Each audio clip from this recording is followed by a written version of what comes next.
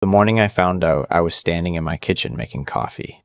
That's what I remember most. The smell of the coffee, the sound of the Mr. Coffee gurgling on the counter, and the phone ringing with a number I didn't recognize. I let it go to voicemail. Then it rang again. I picked up. Mr. Murdertrine. Calloway.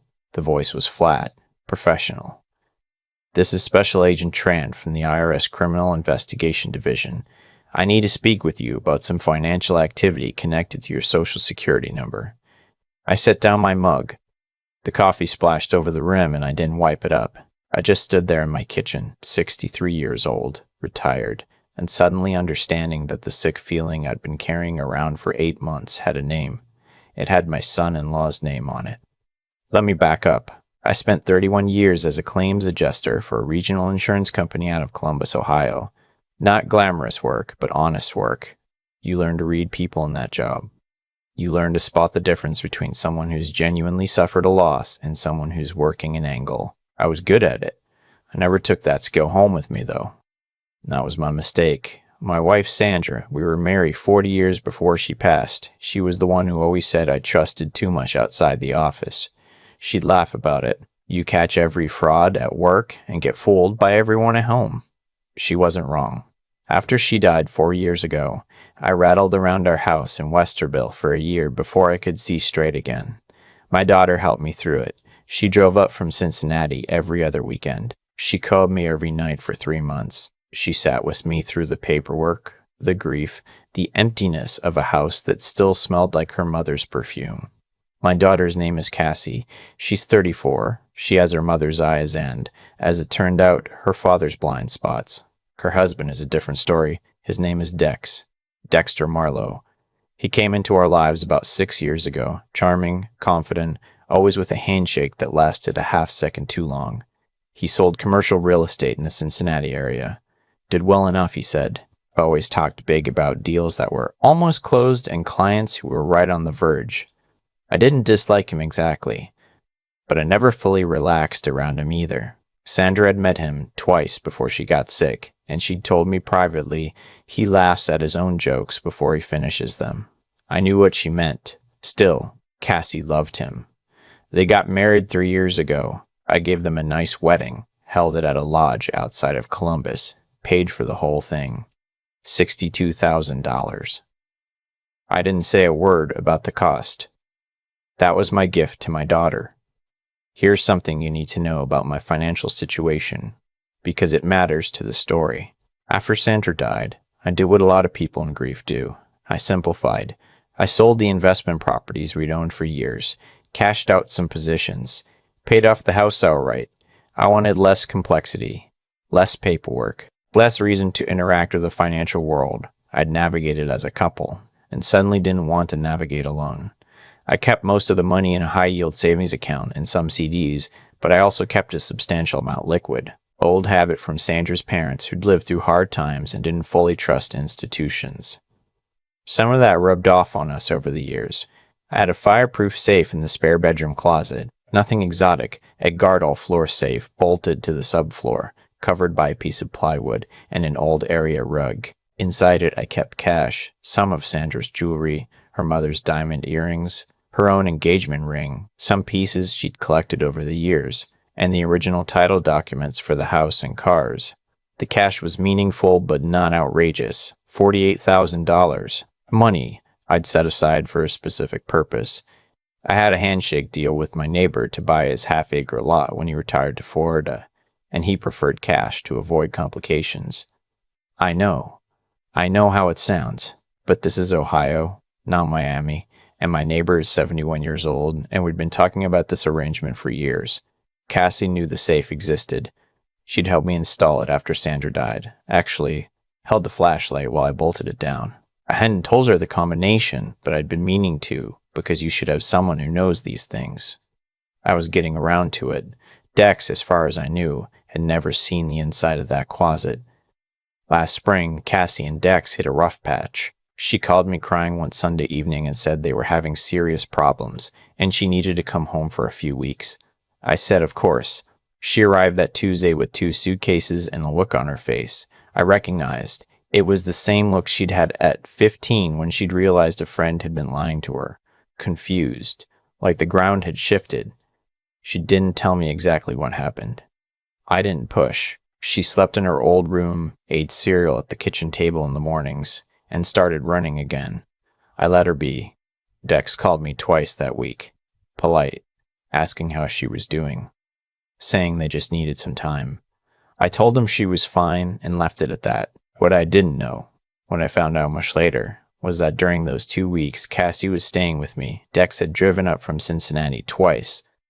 The first time, Cassie was at her friend Maureen's place for an afternoon. I was at my cardiologist appointment. Routine, but I was gone almost 3 hours. When I got home, nothing looked disturbed. The house was exactly as I left it. The second time was a Saturday. Cassie and I had gone to the farmer's market, then stopped for lunch. We were gone maybe 4 hours. Again, nothing looked disturbed. I didn't know anything had happened until 6 weeks later when I went to the safe. I was going to pull out the title for my truck. I was selling it and needed the document. I moved the rug, lifted the plywood, dialed the combination. The safe opened. I reached in. The cash was gone. The jewelry was gone. The only things left were the house title, the truck title, and a folder of insurance documents. Whatever had no immediate cash value, he'd left behind. I sat on the floor of that closet for a long time. I'm not a man who cries easily. I cried that afternoon, not for the money. The $48,000 is $48,000, but for the jewelry. Sandra's engagement ring, her mother's earrings, things that couldn't be replaced, things that had no price. After a while, I got up, closed the safe, replaced the plywood and the rug, and went and made a sandwich. I sat at the kitchen table and ate it. Then I thought about what I knew and what I could prove. Here's what I knew. Cassie had been in that house for 2 weeks. She hadn't opened a safe. I was nearly certain of that. She didn't know the combination, and the safe showed no signs of tampering. Someone had opened it correctly, which meant someone had either watched me open it at some point or found the combination written down.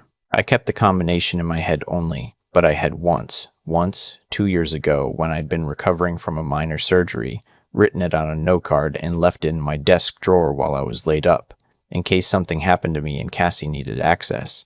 That note arc was still in the drawer, or it had been. I checked. It was gone. Someone had gone through my desk. Someone who had been inside my house while I wasn't home.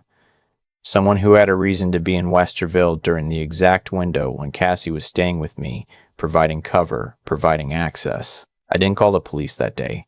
I'm going to explain why, and I want you to understand it wasn't stupidity. If I called the police, one of two things would happen. Either Cassie would be implicated, even peripherally, or Dex would be warned and move whatever he'd taken before anything could be traced. I had no direct evidence yet. The safe had been opened cleanly. There was no forced entry.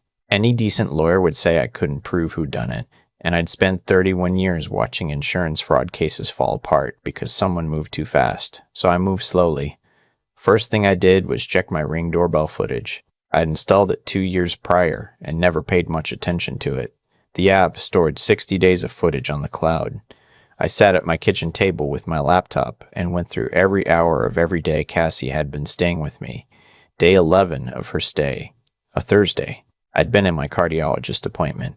A silver Audi Q5 pulled up in front of my house at 1:47 in the afternoon. The driver sat in the car for 4 minutes. Then he got out. He walked to the front door. I watched him look at the Ring camera. He knew it was there, because he turned slightly sideways as he approached. But I had him from the neighbor's angle too, because my neighbor across the street has a wide-angle camera aimed at the street, and he'd given me access to his feed after a package theft incident 2 years back. I pulled that footage. Clear shot. Dex's face. Dex's car. Dex walking to my front door at 1051 p.m. and letting himself in with, and this is the part that turned my stomach, a key. He had a key to my house. I hadn't given him one.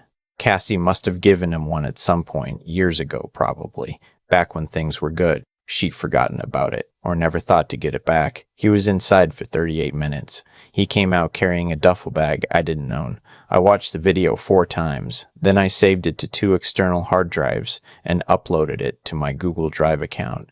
I didn't say a word to Cassie. She reconciled with Dex about 3 weeks after that. She came to me one evening, sat at the kitchen table where she'd eaten her cereal every morning, and told me she thought they could work things out. She seemed lighter than she'd been.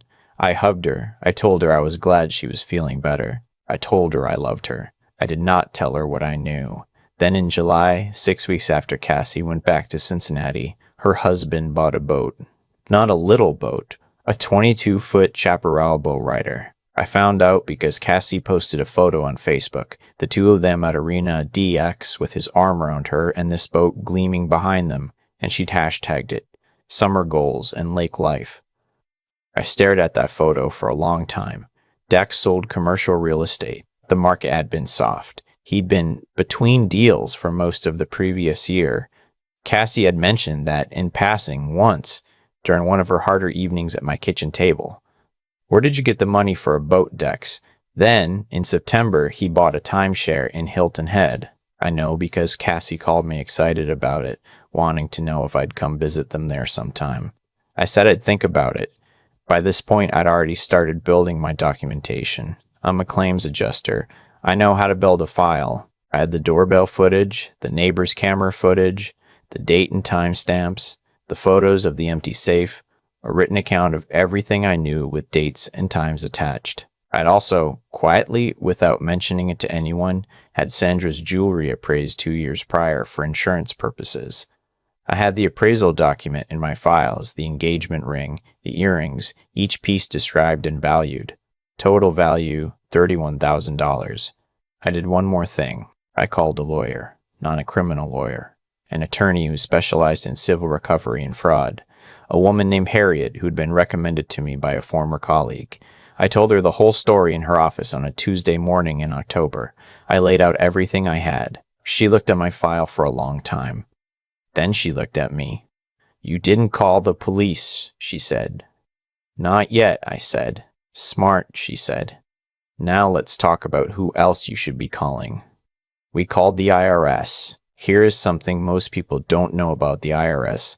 They are extraordinarily interested in unexplained asset acquisition. When someone with a demonstrably thin financial history, someone whose income was relatively modest, whose credit profile shows limited savings, whose tax returns show unremarkable numbers, suddenly purchases a luxury boat, a timeshare, and shows up on property records as a co-owner of a refinanced home, the IRS pays attention, especially when someone files a tip. Harriet knew how to file a tip. She also knew how to file a civil suit for conversion. That's the legal term for when someone takes your property without permission. We filed it quietly in Franklin County. We attached everything, the footage, the appraisal, the timeline. We did not contact Dex. We did not contact Taxi. We let it move through the system at its own pace. The process took months. I won't pretend it was easy. There were weeks where I sat in my house in Westerville and felt like nothing was happening, like the whole thing was going to dissolve into paperwork. There were nights I almost called Cassie just to hear her voice. I kept thinking about Sandra's ring sitting in some pawn shop or, worse, melted down. Harriet kept me steady. "Trust the timeline," she said more than once. In February, 9 months after I'd discovered the safe empty, I got that phone call in the morning with my coffee. Special Agent Tran, that opened a criminal investigation. The boat purchase, the timeshare, cross-referenced with his tax returns, had flagged an income discrepancy. When they'd pulled his financial records and found the IRS Form 8300 that the marine dealership was required to file for large cash purchases and cross-referenced it with his banking history, the picture became very clear. People think cash is untraceable. It isn't. Not when you spend it in large chunks at licensed dealers who are legally required to report transactions over $10,000 to the federal government. He'd bought the boat with cash, $41,000, paid in full. I don't know exactly how the conversation between the federal investigators and Dex went. I know it happened in late February. I know it lasted several hours. I know that within a week of that conversation, Cassie called me. She didn't know about the civil suit yet.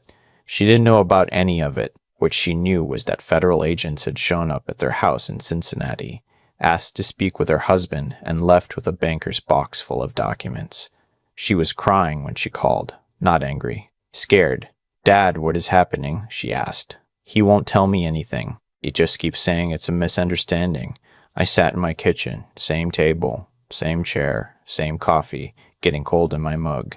"Cassie," I said, "I need you to listen to me, and I need you to sit down before I start." I told her everything. There was a silence after I finished that lasted so long. I thought the call had dropped. Then she said, "The jewelry, Mom's ring." "Yes," I said. Another long silence. "He told me the timeshare was from a deal that finally closed," she said, very quietly. He showed me a commission statement. "Documents can be forged," I said. "I know you didn't know." I meant that. I had never believed, not for one moment, that Cassie had been part of it. She would not have left those house titles behind. She would not have left those house titles behind. She would not have taken her mother's ring. Whatever Dex had told her or not told her, she had been deceived right alongside me. She didn't speak to him again after that day. She hired her own attorney within the week. She became, in the language of the legal proceedings that followed, a cooperative witness. The civil suit was settled and mediation 8 months later. By that point, Dex's finances had been thoroughly examined and found to be, in the words of one document, substantially derived from undisclosed sources. He settled. The recovered amount didn't cover everything. Some of the cash couldn't be specifically traced, and the jewelry was never recovered. He'd sold it through a private buyer, and those pieces are simply gone. But between the civil recovery and the liquidation of the boat and the timeshare, I got back $37,000. Not whole, but something. The IRS matter moved on its own track. I was not the complainant in that case. I was a witness. The criminal proceedings are still ongoing as of now, and I'm not going to say more than that. My daughter is living in an apartment in Columbus now, 20 minutes from my house. She comes for dinner on Sundays. She doesn't talk much about what happened, and I don't push. Some mornings I see her face across the table, and I see the look she's working to hide. The one that isn't anger and isn't grief exactly, but something in between. The look of someone recalibrating who they are after the map they were using turned out to be wrong. I know that look. I wore it after her mother died. I still think about Sandra's ring. I won't pretend I don't. Every Sunday when Cassie sits at this table, I see her mother's hands in hers, and I think about what was taken and can't be given back. Not just the ring. The easy trust. The version of my family that existed before I sat on the floor of that closet and understood what had happened. But here's what I've come to believe, slowly. Over this past year, he didn't just steal from me. He underestimated me. He walked into a house he thought belonged to a grieving old man who kept his money in a safe and wouldn't know what hit him. He didn't know about 31 years of reading people. He didn't know about the neighbor's camera. He didn't know that I was the kind of man who makes a sandwich and thinks before he acts. He thought quiet meant helpless. It doesn't.